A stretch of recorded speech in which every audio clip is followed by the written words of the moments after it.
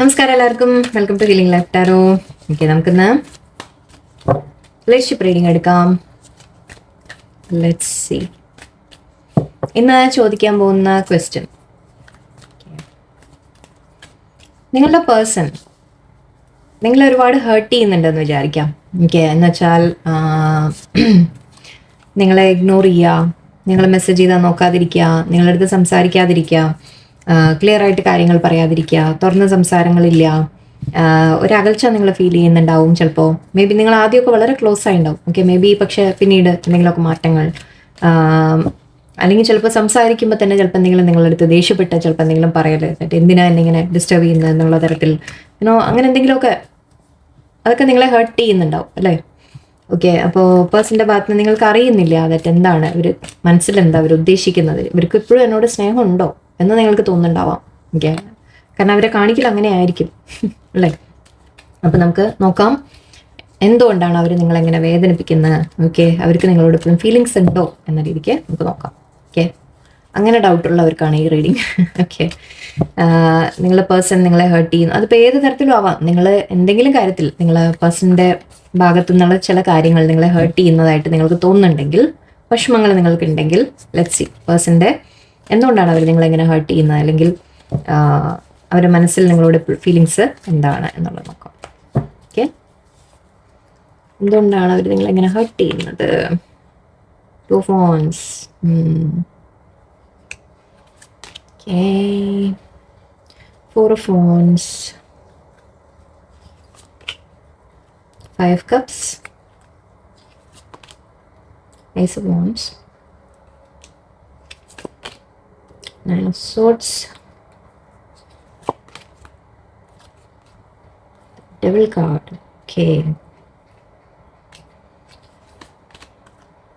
King of Pentacles. 8 of Cups. 5 Cups, 8 of Cups. Okay.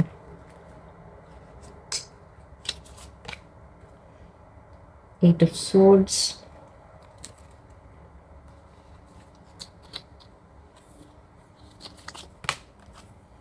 Chariot.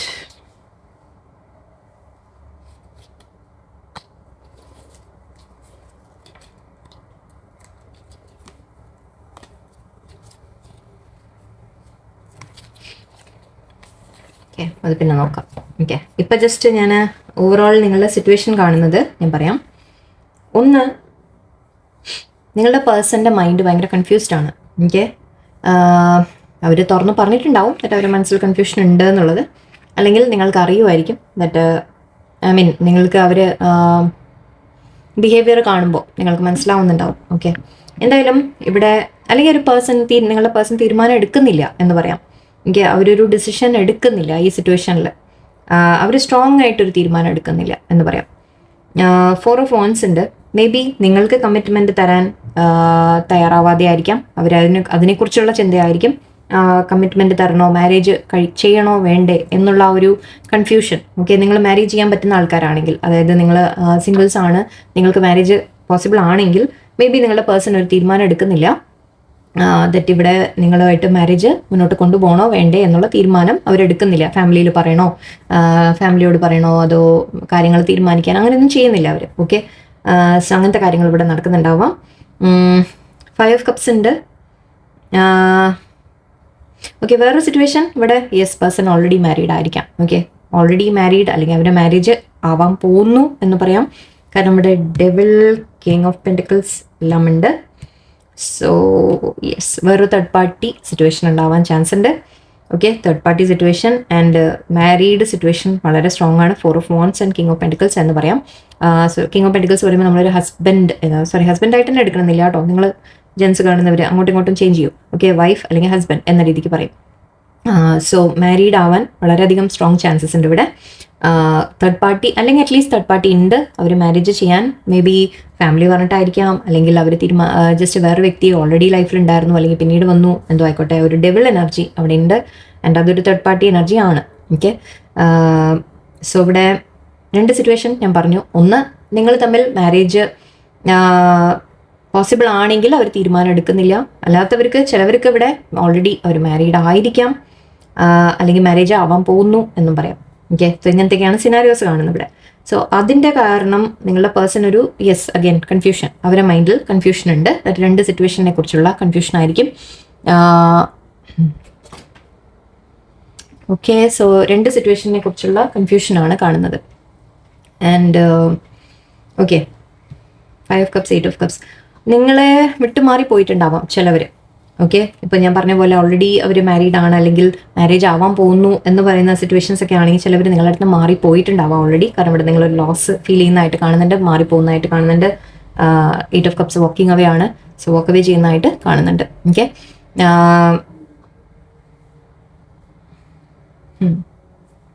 Ace of Wands, 8 of Swords. അവർക്കൊരു പുതിയ തുടക്കം വേണം എന്നുണ്ട് നിങ്ങളുമായിട്ട്.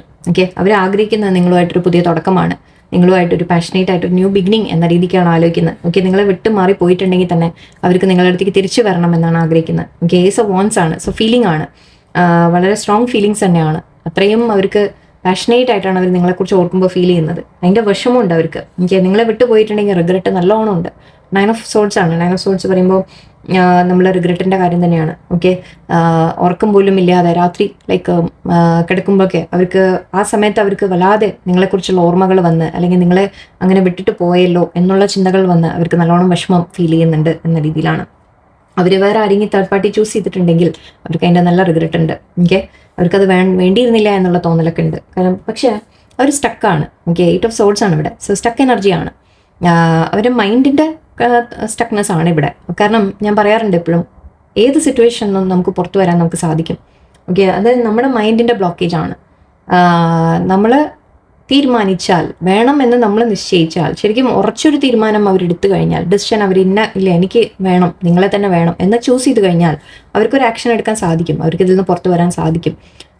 പക്ഷേ അവർ അതിനുള്ള ആക്ഷൻ എടുക്കുന്നില്ല. ഇപ്പോൾ ഒന്നാമത് അവർക്ക് തോന്നുന്നത് ഞാൻ പെട്ടെന്ന് നിൽക്കുകയാണ്, എനിക്കൊന്നും ചെയ്യാൻ സാധിക്കില്ല എന്നോ. അവരുടെ മൈൻഡ് സെറ്റ് അങ്ങനെയാണ്. എനിക്ക് അവരുടെ മനസ്സിൽ അങ്ങനെയാണ് ചിന്തിക്കുന്നത്. യെസ്, അവർക്ക് വരണം എന്ന് ആഗ്രഹമുണ്ട് ഇവിടെ. അഗെയിൻ ഞാൻ അതേ കാര്യം. ഓക്കെ. അവർക്ക് വരണം എന്ന് ആഗ്രഹമുണ്ട്, വിട്ട് വരണം എന്ന് ആഗ്രഹമുണ്ട്. ഈ ബ്ലോക്കേജിൽ നിന്ന് അവർ പുറത്ത് വരും എന്നും നമുക്ക് പറയാം. ആക്ച്വലി ബ്ലോക്കേജിൽ നിന്ന് അവർ പുറത്ത് വരാൻ ശ്രമിക്കും തീർച്ചയായിട്ടും. ഓക്കെ. ഫ്യൂച്ചറിലേക്ക് നമുക്ക് നല്ലൊരു പോസിറ്റീവ് ആണ് കാണുന്നത്. ഞാൻ ബാക്കി നിങ്ങളോടുള്ള ഫീലിങ്സ് കൂടി പറയാം. ഓക്കെ. അപ്പോൾ ഇവിടെ കാണുന്നത് മെയിൻലി നിങ്ങളെ ഹേർട്ട് ചെയ്ത് പോയിട്ടുണ്ട് നിങ്ങളുടെ പേഴ്സൺ. ഓക്കെ. പക്ഷേ നിങ്ങളെ ഹേർട്ട് ചെയ്ത് പോയിട്ടുണ്ടെങ്കിൽ അവരും ആ വിഷമം അനുഭവിക്കുന്നുണ്ടെന്നാണ് കാണുന്നത്. ആ റിഗ്രറ്റ് അവരുടെ ഉള്ളിലുണ്ട്. ആൻഡ് ഇതും ആക്ച്വലി ശരിക്കും പറഞ്ഞാൽ 5 of Cups നമ്മൾ നഷ്ടബോധം എന്ന രീതിക്കാണ് പറയാം. അപ്പോൾ നിങ്ങളുടെ പേഴ്സൻ്റെ ഭാഗത്ത് നിന്ന് നോക്കുകയാണെങ്കിൽ അവരും ആ നഷ്ടബോധത്തിൽ ഇരിക്കുന്നതായിട്ടാണ്. അവർ ആ നിങ്ങളെ നഷ്ടപ്പെട്ടു എന്നവർക്ക് തോന്നുന്നുണ്ട്. ഓക്കെ. അവർക്കും ആ ഫീലിംഗ് ഉണ്ട് അവർക്ക് ഡെഫിനറ്റ്ലി. ഓക്കെ. Let's see.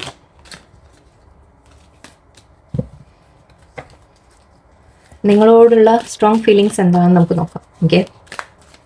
നിങ്ങളെ വേദനിപ്പിക്കുന്നുണ്ടെങ്കിൽ അതവർ വേണം വെച്ചിട്ടല്ല, സാഹചര്യം കൊണ്ടായിരിക്കാം. ഓക്കെ. അവർക്ക് തീരുമാനങ്ങൾ എടുക്കാൻ പറ്റാതെയാണ്, അവർക്ക് സ്റ്റക്കാണെന്ന് പറയുമ്പോൾ നമ്മൾ ആക്ച്വലി പറയാറുണ്ട് സൊസൈറ്റിയുടെ ഒരു നമ്മൾ പറയില്ലേ മറ്റുള്ളവരെന്ത് പറയും എന്നൊക്കെയുള്ള ചിന്തകൾ.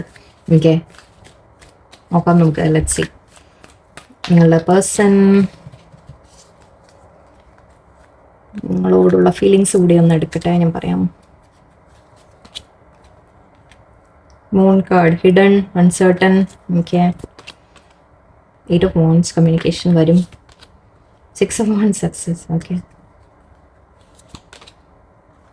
Death card. 3 Pentacles. Wow. Okay, ഇവിടെ നിങ്ങളുടെ പേഴ്സൺ നിങ്ങൾക്ക് വേണ്ടി ഒരു സ്റ്റാൻഡ് എടുക്കുന്നതായിട്ട് കാണുന്നുണ്ട്. 6 of Pentacles, equal give and take.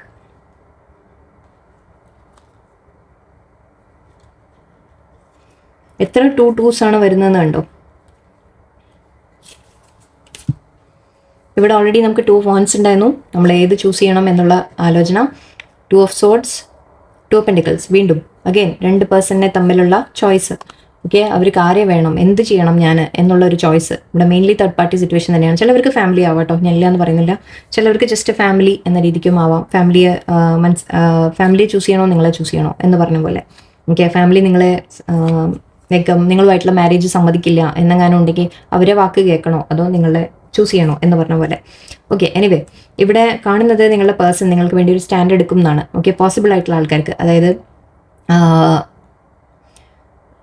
Singles ആണെങ്കിൽ പ്രത്യേകിച്ചും പറയാം നമുക്ക്. എന്നിട്ട് അവർ നിങ്ങൾക്ക് വേണ്ടി ഒരു സ്റ്റാൻഡ് എടുക്കും ഫാമിലിയുടെ മുമ്പിൽ. ഓക്കെ. ഫാമിലിയുടെ മുമ്പിൽ അവർ ഒരു സ്റ്റാൻഡ് എടുക്കും, നിങ്ങളെ ചൂസ് ചെയ്യാൻ അവർ തയ്യാറായിട്ട് വരും. ഓക്കെ.